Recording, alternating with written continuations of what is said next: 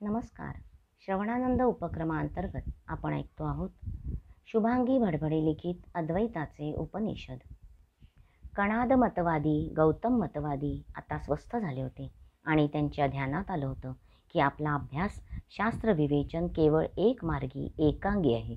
शंकराचार्य सर्वज्ञ आहेत, सर्वज्ञात आहेत. आणखी काही प्रश्न असतील तर अवश्य विचारावे, कारण मलाही शारदा मंदिराचं द्वार उघडून सरस्वती मंदिरात जायचं आहे. अवश्य अवश्य आचार्य, मी आपली भावना समजते, परंतु अद्याप सारे प्रश्नकर्ते संपलेले नाहीत. पंडिता महेश्वरी देवी म्हणाल्या. तसा आचार्य म्हणाले, देवी केवळ उत्सुकतावश विचारतो, आपण कुठल्या? कोण आपले पिता, कोण गुरु? ती हसली. समीराने अलगद यावं तसं, कळीने अलगद उमलावं तसं, लहरीने वेणेवर झंकारावं तसं, बालरवीने पूर्व क्षितिजावर यावं तसं, प्राजक्ताचं शिंपण व्हावं तसं. शंकराचार्य, त्वरा कसली? कळेलच की कालांतराने. आपण सारे इथेच आहोत. शंकराचार्य, आपण सर्व शास्त्र पारंगत आहात, तरीही मी सांख्यवादी म्हणून एक प्रश्न विचारल्यास? अवश्य विचारावा. आचार्य, मूळ प्रकृती जी विश्वप्रपंचाचं कारण आहे, ती स्वतंत्र आहे की पुरुषाच्या अधीन आहे? त्रिगुणात्मक नामरूप विशिष्ठा मूळ प्रकृती ही कपिल मुनींच्या विचाराप्रमाणे स्वतंत्र आहे, परंतु प्रकृती आणि पुरुष यांचा संयोग हेच विश्वप्रपंचाचं द्योतक आहे. ती पुरुषाच्या स्वाधीन होऊन तिचं स्वतंत्र आणि सामर्थ्यशाली अस्तित्व आहे. वेदात मात्र मूळ प्रकृती ही मायारूप असून ब्रह्माच्या अधीन आहे. सांख्य मतवादी अनेकांनी अनेक प्रश्न विचारून स्वतःचं समाधान करून घेतलं. शंकराचार्य शारदा पीठाचे योग्य अधिकारी आहेत याबद्दल आता कोणालाही संदेह उरला नाही. पंडिता महेश्वरी देवी त्यांना शारदापीठ म्हणजेच सर्वज्ञ पीठाच्या अधिकारी घोषणा करणार तोच बौद्ध आणि जैन पंडित म्हणाले, आमचं अद्याप पूर्ण समाधान झालं नाही.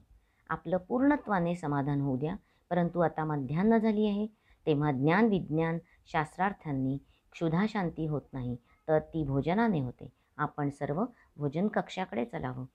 पंडिता महेश्वरी देवी म्हणाल्या आणि व्यासपीठाच्या पायदंड्या उतरून खाली आल्या. समोर सर्व रसिक श्रोत्यात मिळून सुखसंवाद करताना दिसल्या. पाहता पाहता त्या अदृश्य झाल्या. आचार्य चकित होऊन हे सारे पाहत होते. आज प्रातःकाळपासून हिमवर्षाव सुरू झाला होता. असंख्य हिमकण कुठलाही नाद न करता अलगद वसुंधरेच्या स्कंधावर पडत होते. रूपयौवना वसुंधरा हिमपाताने अत्यंत लावणमयी दिसत होती. हरित वस्त्राचे ते हिमकण बालरवीच्या सुवर्णशलाकेच्या अद्भुत कांडीने रत्नकणांप्रमाणे झळकत होते. निसर्ग प्रकृतीचे नितांत रूप पाहून नादावला होता. हे दृश्य पाहून शंकराचार्य भारावले. सृष्टीतील नयनरम्य मूकसंवाद त्यांनी सहज वाचला. निराकाराचं साकारत्व किती रम्य, सुंदर, मोहित करणार आहे याची असंख्य वेळा त्यांना प्रचिती आली होती. ते भारावले होते. अचानक साद आली. शंकराचार्य, ही साद घालणारं कोण? म्हणून त्यांनी मागे वळून पाहिलं तर श्वेतवसना, सुस्वरूपा, सुसंवादिनी पंडिता महेश्वरी देवी होत्या. ते चकित झाले. देवी आपण? आणि इथे? असं विस्मित का झालात आचार्य? कसल्या चिंतनात होतात?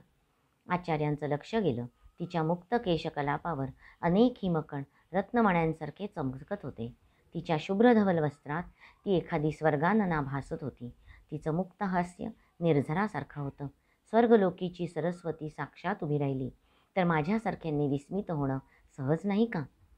आता तुम्हाला वाटतंय मी देवी सरस्वती आहे आणि प्रत्यक्षात अवतरली आहे, तर काय हवे तुम्हाला? तुमच्या मनाप्रमाणे देणे इतकं सामर्थ्य माझ्याकडे आहे. मागून पहा, हवं ते प्राप्त होईल. हे देवी सरस्वती, त्यांनी डोळे मिटून घेतले. मला हवंय संपूर्ण भारतात सनातन वैदिक धर्माचं प्रतिष्ठापन. मला हवंय समाजात धर्माचं अधिष्ठान. मला हवंय समाजाचं चिरंतन सौख्य. मला हवी आहे धर्मजागृती, अज्ञानाच्या अंधकारातून ज्ञानाच्या प्रकाशाकडे नेणारा मार्ग. मला हवाय अहंभावी, कर्मकठोर, कर्मकांडी पंडितांच्या कोशातून बाहेर पडणारा सहज, आकलनीय, आचरणीय धर्म. शास्त्रार्थातून बाहेर पडून श्वासा इतका सहज होणारा माझा वैदिक धर्म. परिभाषांच्या कोशातून बाहेर पडून अनेकांच्या मनात फुलणारा, दरवळणारा माझा धर्म. मला हवाय श्रीराम, श्रीकृष्ण यांच्या आदर्शातून, भक्तीतून, ज्ञानातून, विज्ञानातून जाणारा, परंतु न दिसणारा, तरीही चराचरात गवसणारा वैदिक मानव धर्म. किती हे मागणं. आचार्य आपल्याच नादात होते. तिचं वाक्य ऐकताच त्यांना भान आलं. नेत्र उघडले. समोर दिसणाऱ्या निलाकाशात राजहंस उडत होते. सारे मनाचेच भास. ते हसले. आश्रमाच्या दिशेने चालू लागले. व्यासपीठावर विराजमान झाले. तेव्हा समस्त विद्वज्जनांनी त्यांचा मुक्त कंठाने जय जयकार केला. त्यांचं लक्ष सहज पंडिता महेश्वरी देवींकडे गेलं. प्रातःकाळी दिसलेली स्त्री आणि त्या एकच होत्या. त्यांनी देवी सरस्वती म्हणून त्यांच्याकडे मनातल्या सर्व इच्छांची पूर्तता मागून घेतली होती. तीच देवी सरस्वती इथे आसनस्थ होती. क्षणभर ते संभ्रमित झाले. तिने सुरुवात केली. 1 मास पूर्ण झाला. सातत्याने इथे शास्त्रार्थ आणि सुसंवाद घडतोय. आज अखेरचा दिवस.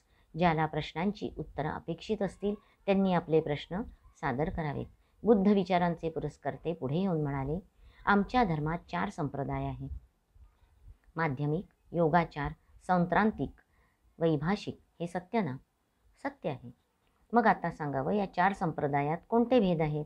2 प्रकारच्या ब्रह्मार्थ वादवादात काय सत्य आहे? वेदांतानुसार ह्या 4ही सांप्रदायिक मतांची भिन्नता कोणती? आचार्य क्षणाचाही विलंब न करता म्हणाले, ब्रह्मार्थवादींचं म्हणणं आहे की अनुमानाने सारं काही आकलन करता येऊ शकतं. आणि वैभाषिकांचं म्हणणं आहे, प्रत्येक गोष्टी ही ज्ञानाने प्राप्त होते, अनुमानाने नव्हे. विज्ञानवादी आणि योगाचारी यांच्या मतानुसार सर्व दृश्यमान वस्तू क्षणिक आहेत, शून्य आहेत. शून्याशिवाय त्याला अर्थ नाही. ज्ञानाने विज्ञान जाणलं तरीही उरतं ते शून्यच. मृत्यूनंतर तेही संपतं. शून्यात शून्य विलीन होतं. आता वेदांतानुसार विचार केला तर शून्यात शून्य विलीन झाल्यावर एक उरतं ते निराकार ब्रह्म आणि ते सत्य ब्रह्म. पुन्हा पुन्हा जन्माला येण्यासाठी कारण असतं ते चिरंतन ब्रह्म. आपण ज्या विश्वात वावरतो ते जीवन म्हणजे मायेचं आवरण. ब्रह्मसत्यम जगत मिथ्या. शून्याचा स्वीकार करणारे जर विलीन होणाऱ्या शून्याला सत्य ब्रह्म मानतील तर त्यांच्यात आणि वेदांतात भेद असणार नाही. विज्ञानवादी विज्ञानाला अपरिवर्तनीय म्हणत असतील तर त्यांच्यात आणि वेदांतात भेद असणार नाही. बौद्ध अनुयायांचं आता पूर्णत्वाने समाधान झालं होतं. ते म्हणाले, आचार्य, आपण सर्वज्ञ पीठाचे योग्य यथायोग्य अधिकारी आहात. परंतु जैन मताचे पुरस्कर्ते म्हणाले, आचार्य, आमच्याही प्रश्नांचं उत्तर आपण द्यावं, कारण त्याविना आम्ही आपल्याला अधिकारी व्यक्ती मानणार नाही. अस्ति काय या शब्दाचा प्राकृत अर्थ कोणता? त्या शब्दातून कोणता अर्थ ध्वनित होतो? आपण जैन दिगंबरपंथी आहात, तेव्हा या प्रश्नाचं उत्तर असं आहे की जीवस्ति काय, पुद्गलिस्ति काय, धर्मास्ति काय, अधर्मास्ति काय, आकाशास्ति काय ह्या 5 शब्दातून जीव, देह, धर्म, अधर्म आणि आकाश ह्या 5 गोष्टी ध्वनित होतात. अस्तीपासून अस्ति काय हा शब्द आला आहे. आचार्य, क्षमस्व, आम्ही आपली परीक्षा घेण्याचं अकारण साहस केलं. एकमात्र कारण त्या योगे आम्हाला आमच्या सर्वज्ञतेची, आपल्या सर्वज्ञतेची साक्ष मिळाली. आपणच शारदा पीठाचे सन्माननीय मठाधिपती आहात. तरीही एक विचारतो. परत एक पंडित समोर आले. आचार्य, जैमिनीच्या दृष्टीने शब्दाचं स्वरूप काय आहे? शब्द द्रव्य की गुण? आपण स्वतः सर्वजण जाणता की उत्पन्न होणारा प्रत्येक शब्द नवागत शिशूसारखा निरागस निष्पाप असतो. त्या स्वरांना, त्या शब्दांना मानवी स्वभाव प्रकृतीचा स्पर्श झाला की शब्दांचं स्वरूप न बदलताही अर्थ बदलतो. शब्द हा वर्णात्मक आहे. श्रुतीतून जे ऐकलं जातं त्यातून शब्दाची उत्पत्ती मानली जाते. त्या दृष्टीने शब्द हा द्रव्य आहे, पण गुण नव्हे. अनेकांचे अनेक प्रश्न होते. त्यांची सविस्तर शास्त्रीय उत्तरं झाली होती. आज माध्यान्ह कधीचीच उलटून गेली होती. कुणालाही क्षुधेचं भान नव्हतं. वातावरणात संध्याकाळची पावलं उमटू लागली.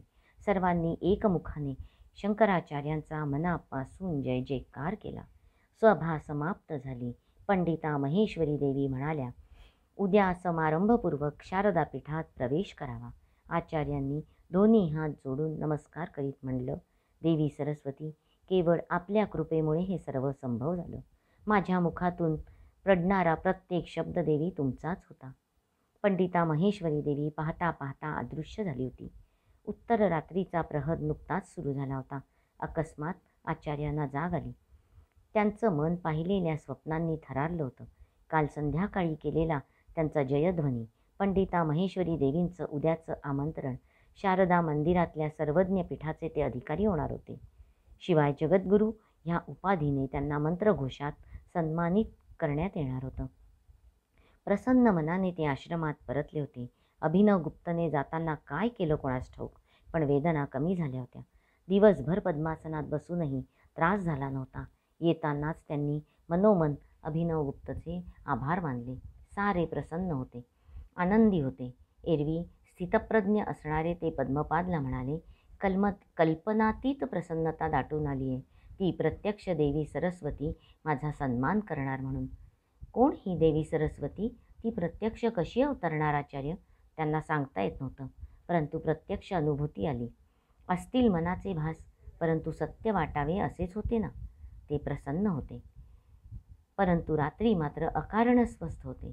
त्याच अवस्थेत त्यांना निद्रा लागली आणि मध्यरात्रीनंतर त्यांना स्वप्न पडलं. पंडित महेश्वरी देवींनी त्यांना आसनापर्यंत नेलं, कंठात पुष्पमाला घातली. आसनावर विराजमान होणार तोच ती धिक्कार करीत म्हणाली, हा सर्वज्ञ असला तरी सच्चरित नाही. ह्याला आसनावर विराजमान होण्याचा अधिकार नाही. त्याने ब्रह्मचर्य धारण करून काशी नरेश अमृतच्या देहात प्रवेश करून सारे राजभोग घेतले. एवढंच नव्हे, राजस्त्रियांचा उपभोग घेतला. अशा पुरुषाचं अस्तित्व ह्या आसनावर नाही. तिने स्वतःच धिक्कार करीत त्यांना मंदिराबाहेर जायला सांगितलं. ते खाली मान घालून मंदिराबाहेर पडत होते. लोक आता त्यांचा धिक्कार करीत होते. ह्या स्वप्नांनी ते विचलित झाले, संभ्रमित झाले. काय करावं त्यांना कळेना. महेश्वरी देवींना हे सांगावं कसं? त्या तर शारदा मंदिराच्या पायदंड्यावर आपलं स्वागत करायला येतील. त्या कुठे राहतात, कुणाला विचारावं? आणि विचारलंही तर त्यांचा निवास कळला तर जाऊन काय सांगावं की मी दुश्चरित्र आहे, मी महापातक केलंय, माझ्यावर कलंक आहे म्हणून? ते व्याकुळ झाले. त्यांना काय करावं सुचेना. अखेर ते आश्रमाबाहेर आले. आकाशात निरभ्र चांदणं होतं. सुखावणाऱ्या वायुलहरी होत्या. निस्तब्ध सरिता होती. सारं काही परमसुंदर, नयनरम्य, आल्हाददायक होतं. परंतु आचार्य अस्वस्थ होते. त्यांनी हातातला दंड खाली ठेवला. दोन्ही हात आकाशाच्या दिशेने नेत उच्च स्वरात म्हणाले, हे दशदिशांनो, हे पंचमहाभूतांनो, हे ईश्वर, हे माते, मी अपराधी नाही. मी अमृतच्या देहात प्रवेश केला तो स्त्रियांच्या उपभोगासाठी नव्हे, विलासासाठी नव्हे, हे सारं तुम्ही जाण. कमलपत्राच्या दवाच्या थेंबांप्रमाणे मी विषयात असून विषयवासनेपासून दूर होतो. मंडन मिश्रांच्या पत्नी सरस्वती देवींनी मला स्त्री पुरुष एकांतातील प्रश्न विचारले नसते तर कठोर ब्रह्मचर्य वर्तताचा मी उपासक असा कधीच विचलित झालो नसतो, कधीही मोहित झालो नसतो. ईश्वरा, तुझ्या लावण्य रूपाचा केवळ मोह होता मला, नाही कसं म्हणावं. हे सत्य तू जाणतोस, सांग, सत्य जाणतोस ना? जाणतोस ना तू सत्य? त्यांचे उच्च स्वराचे निनाद दशदिशातून निनादत त्यांच्यापर्यंत आले. अगतिक होऊन खाली बसले. त्यांनी मान धरतीवर टाकली. अश्रू अनावर झाले. उठ वत्सा, उठ. तुझं काही चुकलं नाही, अपराधी नाहीस. सत्य सांगते, सत्य सांगते, तू अपराधी नाहीस. त्यांनी उठून पाहिलं.